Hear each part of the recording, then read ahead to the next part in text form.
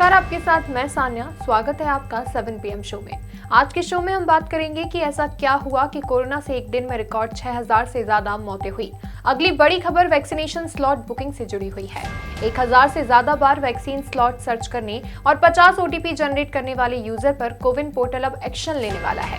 लेकिन शो की शुरुआत करते हैं एक खास खबर के साथ। न्यूयॉर्क में अब स्कूली बच्चों की जांच स्मार्ट थर्मामीटर से होगी। खास बात यह है कि थर्मामीटर इंटरनेट से जुड़ा होगा, जिसके जरिए बच्चों को बुखार या अन्य लक्षणों का रियल टाइम डेटा मिलेगा। इसकी वजह से तेजी से टेस्ट, बीमारी की पहचान और जल्द इलाज में मदद मिलेगी।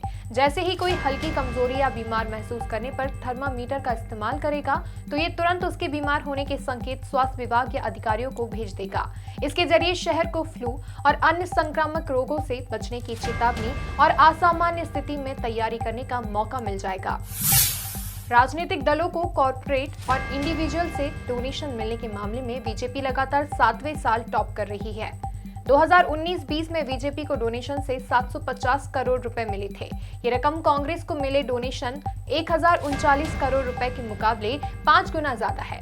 तीसरे नंबर पर शरद पवार की एनसीपी है, जिसमें 59 करोड़ रुपए मिले। इस दौरान सीपीएम को डोनेशन से 19.6 करोड़, जबकि ममता बनर्जी की तृणमूल को 8 करोड़ रुपए मिले थे। वहीं सीपीआई को 1.9 करोड़ का चंदा मिला था। अंग्रेजी न्यूज वेबसाइट इंडियन एक्सप्रेस ने ये रिपोर्ट दी है।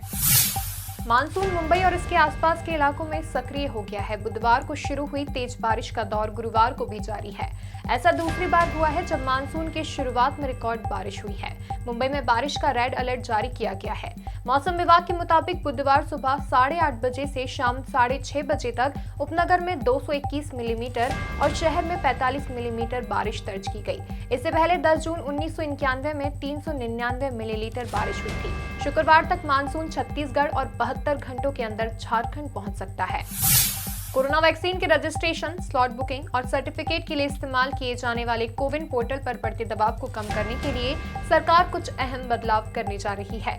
टाइम्स ऑफ इंडिया की रिपोर्ट के मुताबिक पोर्टल पर 24 घंटे में 50 से ज्यादा OTP जनरेट करने वालों और वैक्सीन स्लॉट के लिए 1000 से ज्यादा बार सर्च करने वाले यूजर्स को ब्लॉक किया जाएगा। ऐसे यूजर्स अपने रजिस्टर्ड मोबाइल नंबर से 24 घंटे बाद ही दोबारा कोविन पर स्लॉट सर्च या लॉगिन कर सकेंगे। व्हाट्सएप, फेसबुक और गूगल के बाद अब ट्विटर ने भी केंद्र द्वारा जारी सोशल मीडिया गाइडलाइंस को मानने की बात कही है। ट्विटर ने सरकार को लिखा है कि वो भारत में चीफ कॉम्प्लायंस अफसर यानी शिकायत अधिकारी की नियुक्ति फाइनल करने के चरण में है। इस संबंध में वो अगले कुछ दिनों में सरकार को 1 हफ्ते के भीतर रिपोर्ट सौंपेगा। सूत्रों की माने तो ट्विटर ने कहा है कि ट्विटर भारत और अपने पर बातचीत करने वाले लोगों के लिए प्रतिबद्ध है। हम केंद्र की गाइडलाइन का पालन करने के लिए हर संभव कदम उठाएंगे।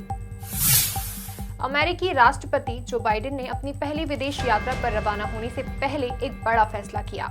उन्होंने अमेरिका में लगे चीनी ऐप्स पर प्रतिबंध को फिलहाल हटा दिया है। ये बैन पूर्व राष्ट्रपति डोनाल्ड ट्रंप ने 5 जनवरी को लगाया था।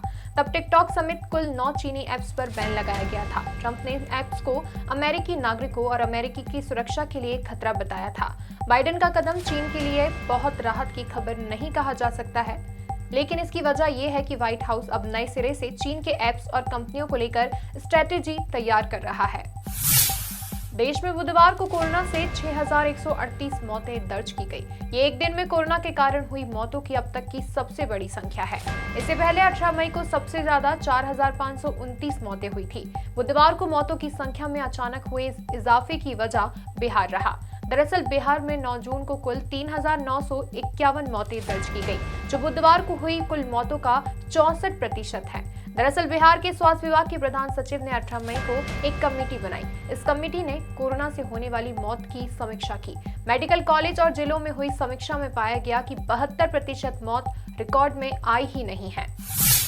आज के शो में बस इतना ही। कल फिर मुलाकात होगी देश विदेश की बड़ी सुर्खियों के साथ।